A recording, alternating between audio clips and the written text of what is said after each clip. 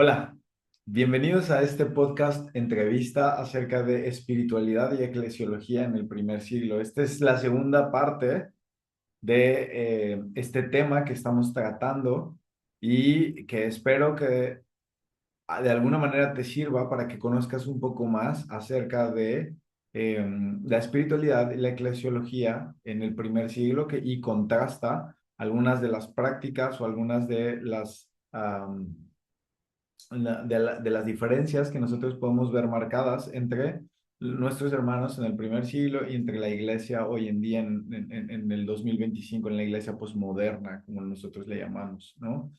Eh, claro que no vamos a tener tiempo de abordar todos los aspectos de esta, de las características de la iglesia del primer siglo. No es ese no es el fin de estos videos, pero sí de alguna manera tratar partes importantes sobre cómo vivían en congregación los primeros cristianos, cómo se relacionaban con otras personas fuera de la congregación, cómo evangelizaban, si tenían un plan de trabajo de evangelismo, como nosotros tal vez hoy en día lo hacemos en las congregaciones, cómo eran sus reuniones, cómo era el trato con las mujeres, cómo era el trato con los hombres, cómo era el trato con los niños, todo, puntos importantes que de alguna manera tal vez nos parecerían interesantes conocer desde la perspectiva de los historiadores, de los padres, de los llamados padres de la iglesia, que estuvieron a los pies de los apóstoles cuando ellos ya dejaron de estar y que de alguna manera en ese aprendizaje y que de alguna manera, como decía, en ese aprendizaje hicieron obviamente lo que fueron guiados en el Espíritu Santo y lo que aprendieron de los maestros que los enseñaban a ellos, ¿no? Ellos, tal vez en su catecismo, una palabra que era usada, que era común en el primer siglo, que en realidad habla acerca de la instrucción, ¿no? Que tal vez hoy estamos desconectados de eso porque pertenece a otra tradición y que de alguna manera a veces nos espanta, pero que en realidad habla acerca de la instrucción que recibían las personas que por primera vez conocían la fe y llegaban a la iglesia. Entonces, de esto trata esta serie de podcasts, esta serie de dos podcasts, y en esta ocasión vamos a tener una entrevista que va a iniciar después de que termine esta introducción con un profesor que tuve la oportunidad de estar en la maestría. Él es el profesor Jancy Smith. Um, Te voy a hablar un poquito más en la entrevista acerca de él. Ahí tengo la oportunidad de presentarlo, pero tal vez simplemente a manera de darle honra a su trabajo. Él es parte de un colectivo que traduce, que está formado por uh, la Liga de Sociedades Bíblicas y que de alguna manera este equipo se encarga de hacer la traducción, que es palabra de Dios para todos. Entonces, pues bueno, tuvo la oportunidad de darme un espacio y vamos a ver una entrevista que tengo con él acerca de estos temas de eclesiología y espiritualidad en el primer siglo y bueno, él nos va a dar sus respuestas. Me encantaría que tú pongas atención a todo lo que él dice, a al intercambio de conceptos que tenemos y de alguna manera al cuestionamiento que le voy a hacer a él y que en esas preguntas pudieras tal vez interactuar en los comentarios, poner alguna pregunta, algo que no haya quedado completamente claro, porque para eso es este espacio. Y bueno, si bien no estoy lejos de ser un experto en este tema, claro que buscaré responder las preguntas que dejes por ahí en el video. Entonces, sin más, bueno, te dejo con este video, espero lo disfrutes, esta entrevista, y que pueda ser de gran edificación para cualquier persona que nos esté viendo. Te dejo con el video. Listo. Bueno, pues bienvenido, muchísimas gracias, prof. Quiero presentarlo con las personas que van a estar viendo este podcast de entrevista. Él es un profesor de Antiguo Testamento, nuestro profesor Jancy Smith, y de Nuevo Testamento también. En la maestría he tenido la oportunidad de tomar clases con él y pues él es experto en hebreo, arameo, griego y tiene un doctorado en interpretación bíblica, entonces me ha hecho el favor de poder prestarnos este tiempo para poder platicar un poco acerca de la eclesiología y la espiritualidad de la iglesia en el primer siglo. Entonces voy a hacerle algunas preguntas, prof, y si me puede responder así lo más breve, conciso o lo que usted, ahora sí que Ujú, confiamos en sus comentarios, ¿verdad? Por eso es que ujú, lo invitamos. Muchas gracias por su tiempo, prof. Eh, la primera pregunta es, ¿cómo los cristianos del primer siglo abordaron y vivieron el concepto de iglesia y es parecido a lo que nosotros hacemos hoy en día, por ejemplo, la manera en la que los cristianos vivían en comunidad, la manera en la que usaban sus lugares de reunión, sus edificios, ¿se parece a lo que nosotros hacemos o estamos como muy...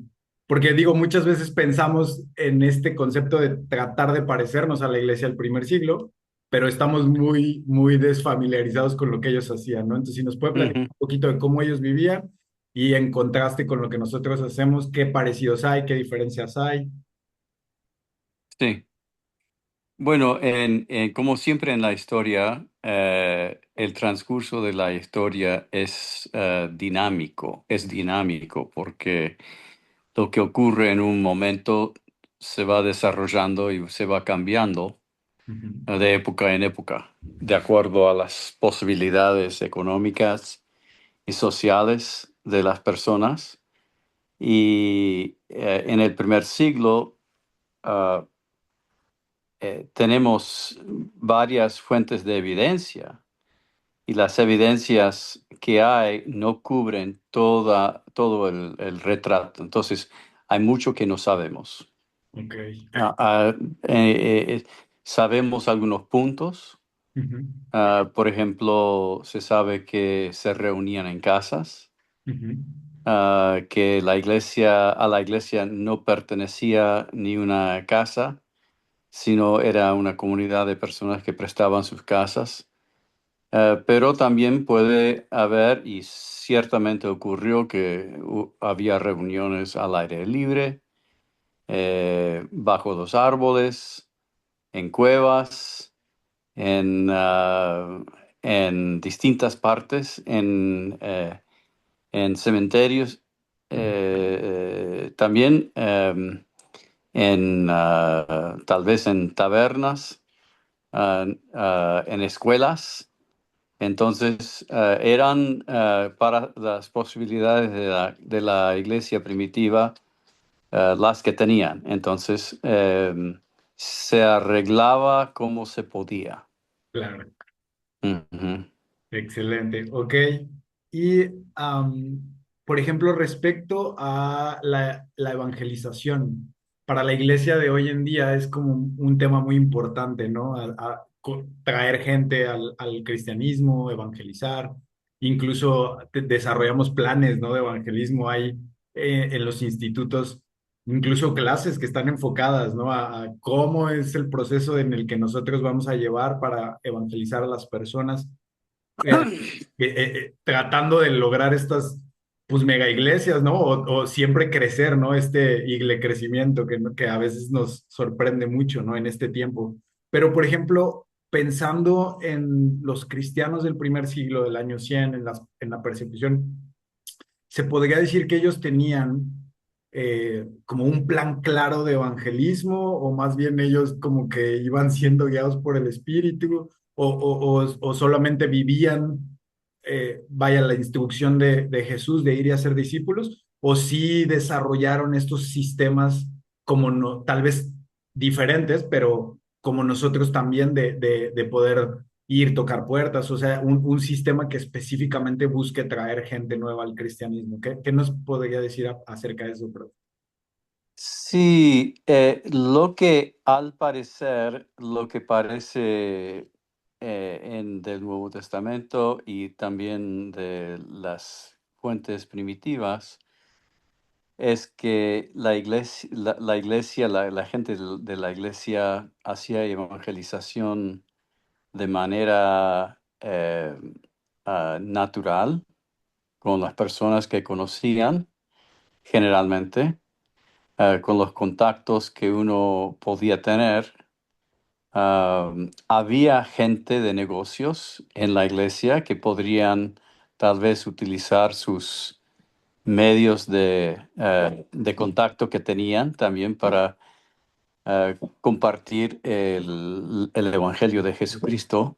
Pero lo que del Nuevo Testamento lo que podemos decir es que los evangelios son las primeras expresiones de lo que consistía el Evangelio.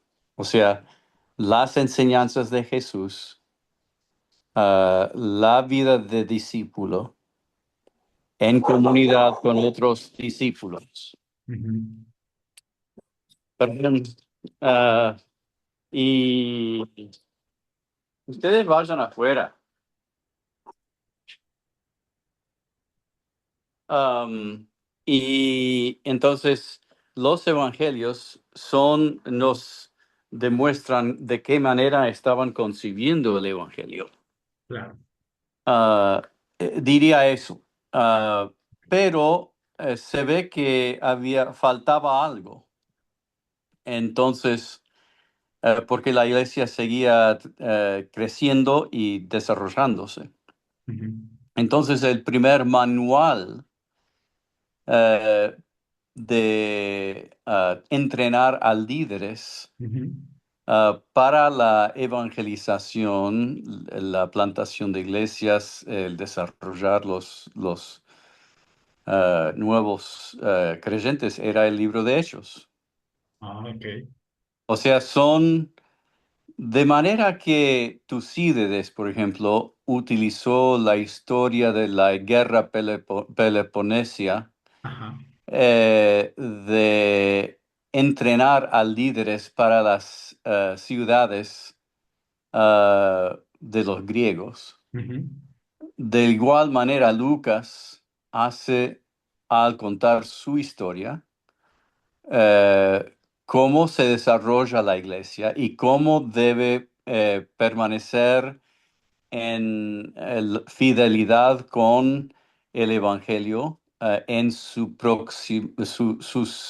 diferentes contextos Ujú. en el mundo greco-romano. Ujú. Entonces, ah, yo diría que esos libros, libros de evangelios y libros de hechos, nos dan realmente una pauta de cómo se desarrollaba la evangelización y que Hechos toma por sentado que el lector de Hechos hubiera ingerido y hubiera digerido y puesto en práctica lo que aprendió del Evangelio de Lucas. Ok, Ujú, excelente. Ok, muchas gracias. Otra pregunta respecto también a esto es, por ejemplo, leímos un libro en clase acerca de la paciencia, ¿no? Y habla acerca de los catecúmenos, habla acerca de las catequesis que usaban muchos maestros en el año 100, 120, ¿no? Después de Cristo, para poder enseñar a estos nuevos creyentes que se acercaban a las comunidades cristianas. Y, por ejemplo, una de las notas que hay en este libro dice que Gregorio de Ponto, uno de los aprendices de Orígenes, que aprendió a los pies de Orígenes, se deslumbraba más por la conducta de Orígenes que por su erudición. Al parecer hoy en día la iglesia está como más enfocada en la calidad del conocimiento que tiene la gente y no tanto la expresión de vida que tienen las personas antes de ser bautizadas. Como que nos importa más lo que conocen acerca de la Biblia o lo que han memorizado que lo que viven, ¿no? ujú. Respecto a esto, por ejemplo, no sé si nos podrías decir un poco si era muy importante o era más importante en el primer siglo expresar una vida cristiana que tal vez lo que ellos pudieran memorizar de las escrituras. Y claro, esto también no sé si sea influencia, o sea, porque después, años después, pues nos vamos a convertir en estas personas del libro, ¿no? O sea, ahora nosotros tenemos fácil acceso al libro, a la Biblia escrita, pero en ese entonces, pues no era tan fácil que pudieran tener a la mano, ¿no? Las escrituras, entonces ponían como mayor atención en otra cosa. Acerca de esto, ¿qué nos podrías decir, bro? Bueno, yo no diría que no fuera importante la memorización. Yo diría al revés, que la memorización era más importante para ellos, Ok, ah, que es para nosotros. Que siendo un grupo en transición de lo oral a lo escrito, ok, la memorización de la enseñanza oral era de prima importancia ok. para los creyentes en los primeros 2 siglos, por lo menos. Y, y es cierto que Orígenes fue un gran conocedor de las escrituras y las tenía prácticamente de memoria. Ah, pero en general los cristianos se notaban o eran conocidos como personas que habían tomado un camino más directo hacia la filosofía. Ok. Y que, o sea, los no cristianos veían a los cristianos y decían lo que estás diciendo, que, por ejemplo, el gran médico del segundo siglo, ¿cómo se llamaba? Ah, bueno, ahora me pasa de la mente, pero era un cirujano. um, y que él decía que los cristianos eran conocidos como personas que no tenían temor de la muerte, a la muerte. Claro. Y el temor a la muerte era algo, un rasgo de la gente sin filosofía. Ujú, ujú, Ah, entonces pero la filosofía, hay que entender que la filosofía se manejaba como una religión en aquel entonces. ok. Entonces era una manera de conectarse en general, en muchos casos, Sí. de conectarse más justamente con los dioses. Ok. Pero ah, al menos las otras filosofías que no fueran el epicurismo. Ujú. Sin embargo, ellos no negaban la existencia de los De Dios. dioses Ok. del todo. Pero lo que diría es que el cristianismo era notado como los cristianos simples, sin educación, pero con el fervor y la fe y la paciencia, como estabas eh, hablando del libro de Kreider sobre el Ujú. fermento paciente de la iglesia primitiva. Sí. Y, ah, y que el tema de la paciencia y de la vida sentada en conceptos morales Ujú. definidos ah, eh, en, en el obedecer pautas como los 10 mandamientos sin variar. Uno puede comparar también el famoso Didache, Ujú. la enseñanza de los 12 apóstoles. Ah, todo esto describe, y junto con eso el Evangelio, los Evangelios, Mateo, Marcos, Lucas y Juan, sobre todo Mateo, Marcos y Lucas ponen énfasis en la obediencia, en la vida de perfección, en seguir a Cristo, obedecer. También Juan hace lo mismo, Claro. en obedecer las enseñanzas de Jesús, pero Juan da por sentado que sus lectores saben lo que son las enseñanzas. Ok, sí, claro, los Um, recuerdan más. Porque habrían leído los otros evangelios o escuchado sermones sobre esto. Um, entonces, sí, se ponía mucho más énfasis en la vida vivida que en la organización de la teología según alguna pauta, Ok, sino todo se concentraba en Jesucristo y la obediencia a Jesucristo como un Dios. Y así era, así que ponían énfasis en la práctica y en la obediencia está bien. y en vivir de acuerdo a lo que enseñaba Jesucristo. Excelente. Ok.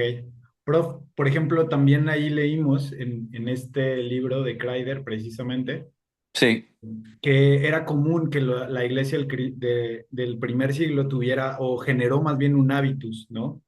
El sí. hábitus ellos le llaman a algunas cuestiones de hábito que ellos de alguna manera tenían como reunirse con frecuencia, hacer la señal de la cruz, darse un beso de paz, comer juntos, donar dinero, estar dispuestos a perder en pleitos, en discusiones, afrontar la muerte, ¿no? O morir Ujú. por su fe. Eran ciertos patrones que ellos veían en la iglesia del primer siglo. ¿Cree que es bueno que la iglesia busque como recordar estos patrones y tratara de hoy en día replicarlos, tal vez de manera moral o espiritual? ¿O cree que nosotros como iglesia, como decía al principio, situacionalmente en este tiempo, hemos generado otro tipo de hábitos? Yo pienso que es siempre importante regresar a, a entender el mensaje y la vida de los cristianos en su época para saber, ah, ah, para enriquecernos, ¿no? No es que nos den un patrón de invariable Ujú, en ujú. su conducta porque hay cosas que cambian. Pero en general, lo que estás describiendo son formas de vivir de acuerdo a la vida de Jesús. O sea, Claro, en el cristianismo, la vida de Jesús era el Evangelio. ok. Sí, expresar la vida de Jesús. Claro. Y había otras formas y la vida del discípulo era imitar a Jesucristo. Ok. Ujú, Entonces, para el cristiano, imitar en su conducta y su pensamiento y sus afectos, imitar a Jesucristo es la meta. ujú. Y eso no varía. Claro. Ujú, Ahora, puede variar de acuerdo al contexto cultural o del tiempo ciertas cosas, pero no la meta en sí. claro. O Ese. sea, si estamos buscando un patrón Ujú, a seguir, es el patrón de Jesucristo claro. en su vida En su vida. y tratar de ser como Él. Como dijo Pablo, yo quiero ser como Cristo, ah, y quiero participar de su muerte, de ser conformado a su muerte, si por si acaso puedo alcanzar la resurrección. La gloria. Eso no cambia. Ok, eso es lo que deberíamos de. Excelente. Ok, muchas gracias, pero ya faltan poquitas preguntas. Ujú. Um, algo que vemos, por ejemplo, en la vida de algunos mártires como Policarpo, Perpetua, Felicidad, cuando leemos sus martirios, es que no solamente son hombres y mujeres que están dispuestos a dar su vida, sino que pareciera que la fe de ellos es tal vez un poco más aguerrida que la fe de nosotros hoy en día. Incluso en estos relatos puedes alcanzar a ver experiencias que tienen como teofanías o en sueños, ¿no? Que tienen como experiencias espirituales debido a esa fe, o queremos suponer que es debido a esa fe. La pregunta es esta: ¿será que hoy la iglesia ha perdido parte de esa fe aguerrida por la falta de persecución?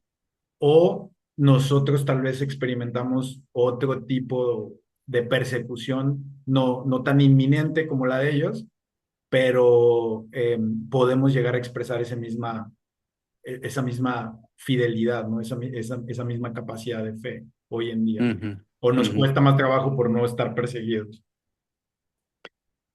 Bueno, la persecución siempre trae sus consecuencias. Una es que pone en relieve la diferencia entre el cristiano por acomodo o el cristiano que Trigo y la cizaña, quiere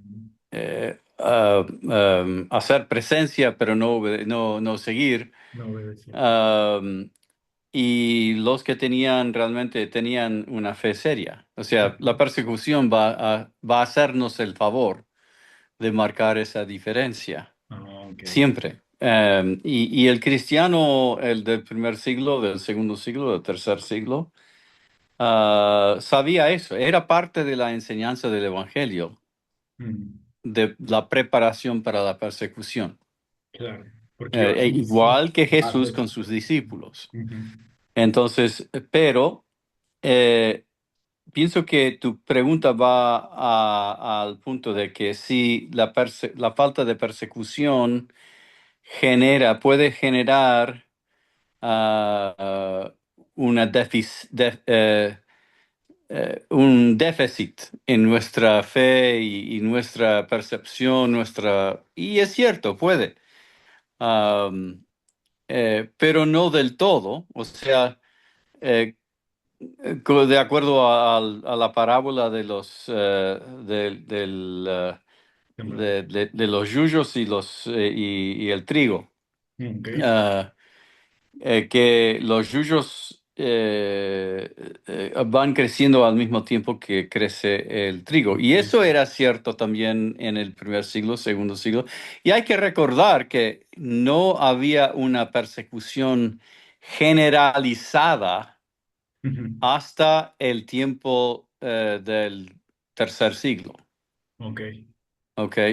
Hasta ese punto, las persecuciones subían y bajaban de acuerdo a las condiciones Del imperio, locales. claro. Ok.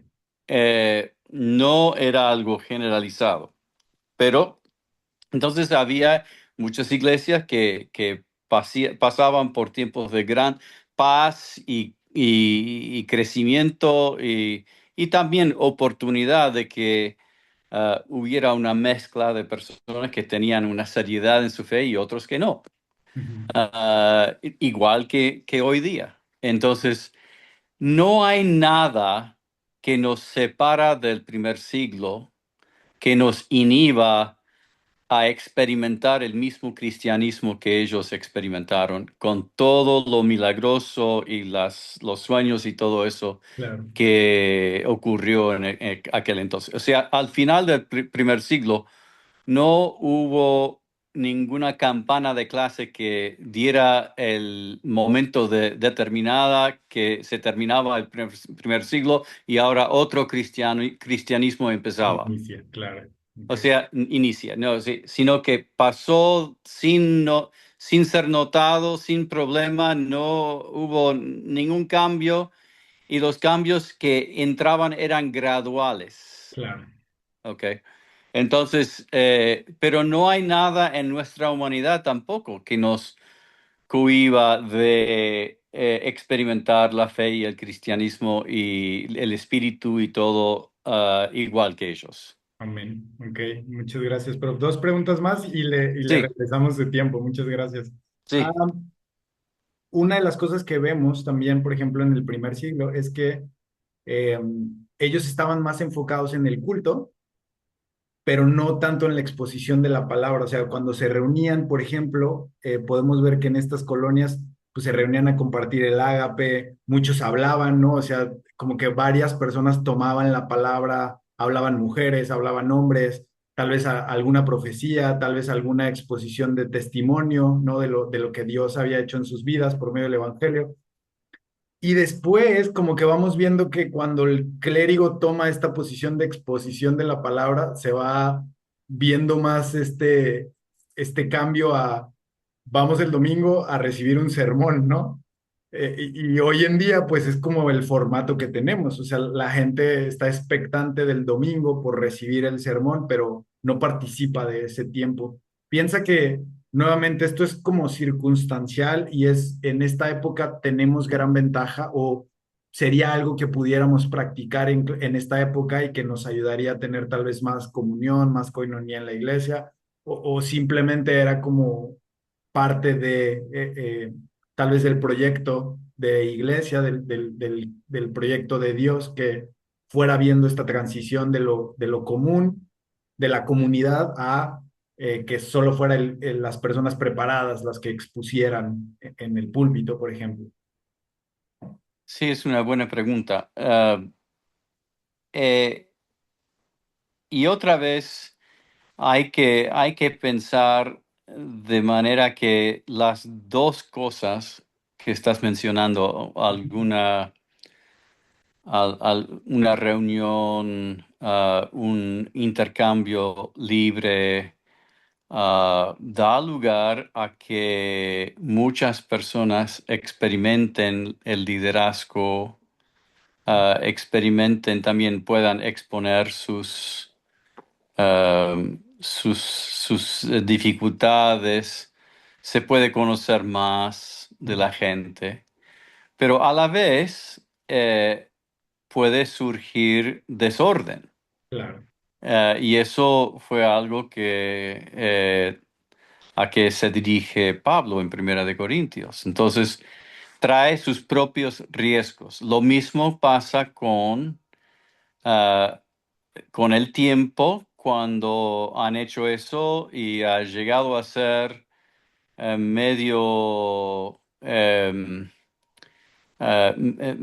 fatigante a estar en una reunión sin pautas y sin buen liderazgo, claro, falta de orden, llega a ser una dificultad y se presentan problemas. Entonces surge la necesidad de eso, de tener personas más preparadas, de organizarse, de estar pensando en el tiempo que uno pasa en la reunión para acomodar a personas que vienen, que no entienden lo que está pasando. Todo eso es claro. parte de la naturaleza de estar en comunión humana. Comunión, claro, Entonces surge esa necesidad de mantener diferentes pautas y que una persona más preparada hable.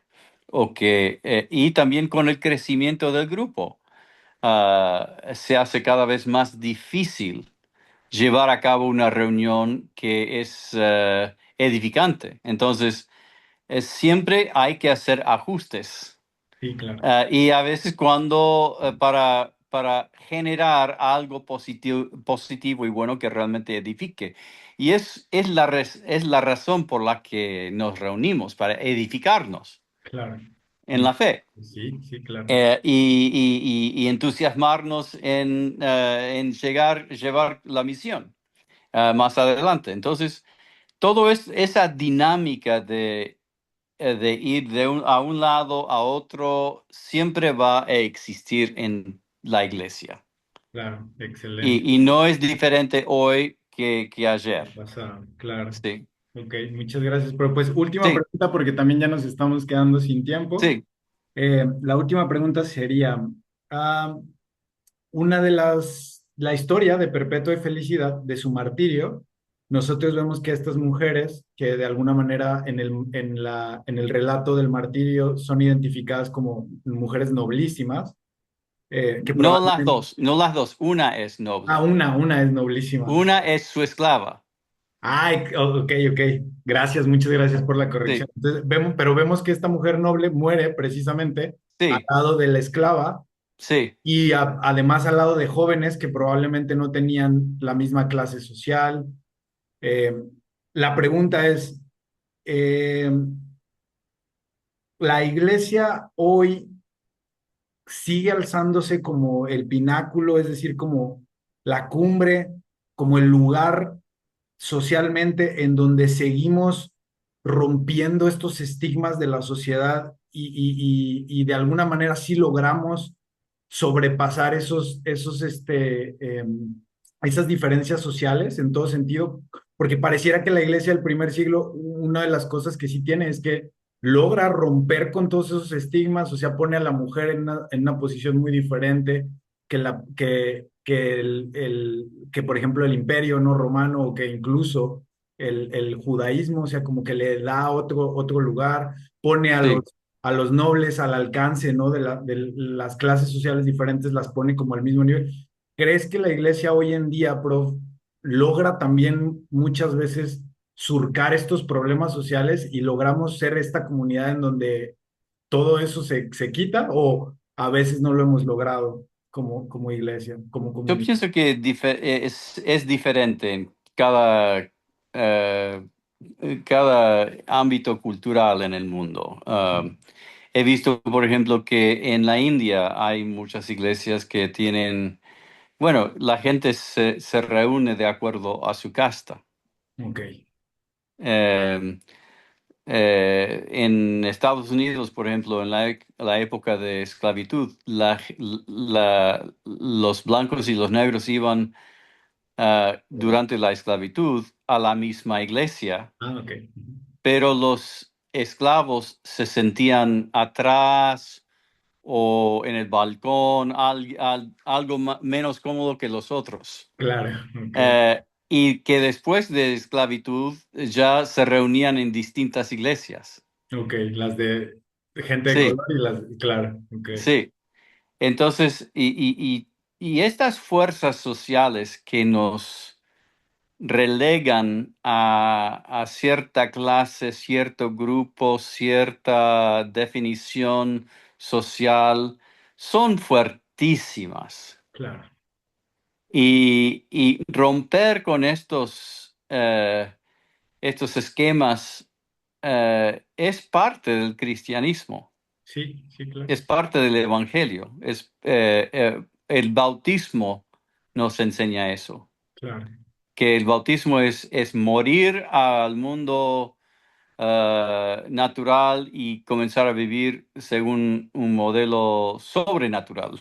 claro, sí, Y entonces tendría que ser, y lamentablemente no lo es, que experimentemos un cristianismo como la de perpetua y felicidad, ujú, que fueron captadas o fueran llevadas al juicio junto con sus catequistas, digo, su grupo catequética, ujú, ujú, y que mezclaban gente noble con gente pobre, con esclavos, y que hacer catecismo de esa forma era una parte de enseñar el cristianismo, claro, era parte de vivir, claro, era parte de vivir, y que un esclavo podía ser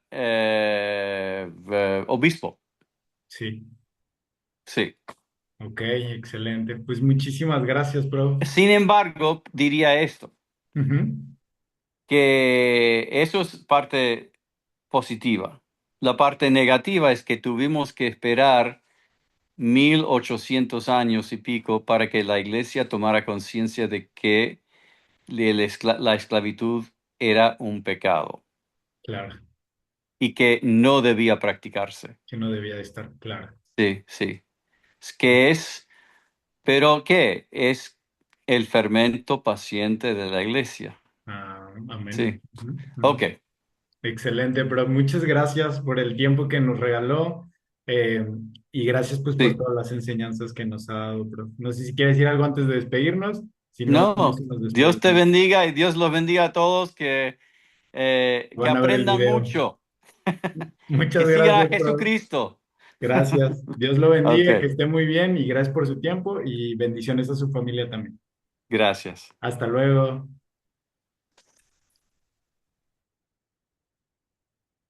Bueno, como pudimos escuchar, la iglesia del primer siglo es, guarda muchas características importantes que muchas veces nosotros, de alguna manera, estamos muy alejados de, de esas prácticas, de ese hábitus, de esa situación que en ese momento estaban viviendo.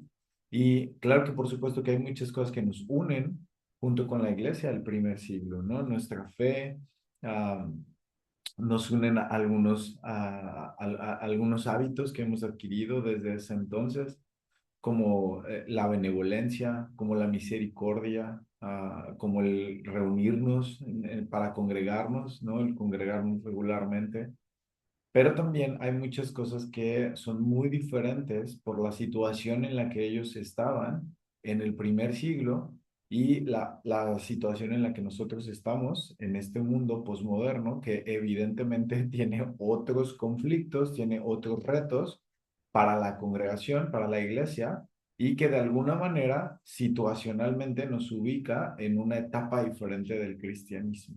¿Ok? Entonces, podemos observar con todo lo que escuchamos en este tiempo, que, bueno, si bien la iglesia es una, desde que es establecida por Jesús, desde que es de alguna manera encargada a los apóstoles y empieza a crecer como un fermento, eh, evidentemente esa iglesia ha pasado por muchas etapas diferentes, por muchas situaciones diferentes, y lo que buscamos siempre es, que es algo con lo que yo quisiera que nosotros nos quedáramos, lo que buscamos siempre es, de alguna manera, independientemente de la situación en donde estamos, el tiempo en donde estamos, los conflictos del momento social que se desenvuelven en el momento en el que estemos, independientemente de eso, buscamos ser imitadores de Cristo, busca la iglesia conformarse a la imagen de Cristo, que es lo que nosotros veíamos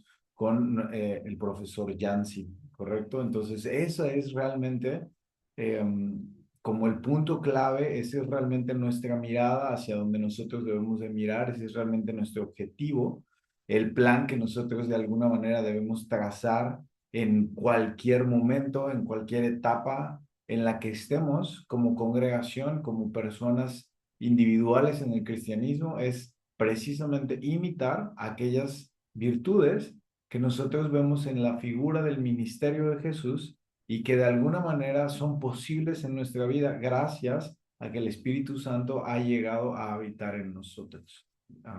Espero, hermanos, que esta información, que esta entrevista les sirva para que ustedes puedan ver, alcanzar a ver las diferencias, para que ustedes puedan ver también eh, las similitudes, para que ustedes puedan conocer un poco más acerca de cómo se vivía la espiritualidad, cómo se vivía la eclesiología en el primer siglo históricamente y cómo nosotros de alguna manera somos alcanzados o no por por esas similitudes o por esas diferencias que hoy en día nos ha tocado expresar en nuestro tiempo dentro de la congregación. Entonces, espero que esta información te sirva para que tú puedas de alguna manera tener acceso a evaluar y a tal vez redefinir lo que pensabas acerca de la iglesia del primer siglo y que esto evidentemente, como platicábamos en la entrevista, nos ayude a enriquecernos, enriquecernos como congregación, como iglesia, y nos ayude a enriquecer nuestro cristianismo. Muchas gracias por tu tiempo, espero que hayas disfrutado este tiempo y por favor pon comentarios, déjanos preguntas en este video para que tú puedas ser parte, ¿no? De lo que hemos estado hablando. Busca también el primer video, espero que hayas tenido la oportunidad de ver el primer video también acerca de eclesiología y espiritualidad en el primer siglo y que de alguna manera los temas que se toquen nos puedan ayudar, como te decía, a edificarnos y sobre todo a abrir nuestra mente a todas las cosas que se viven en el diferente tiempo, dependiendo de la situación que se está moviendo en la congregación, pero que independientemente de esa situación, nos une nuestra fe, nos une nuestra esperanza, nos une el bautismo, nos une eh, un espíritu, nos une una iglesia Y evidentemente eso siempre va a prevalecer y siempre va a ser lo más importante que debemos de rescatar en cada momento de la historia en donde nos encontramos. Gracias por este tiempo que le has dedicado, tal vez a ver estos videos y, como te decía, deja tus comentarios y espero que haya sido de gran edificación para tu vida. Nos vemos, Dios los bendiga.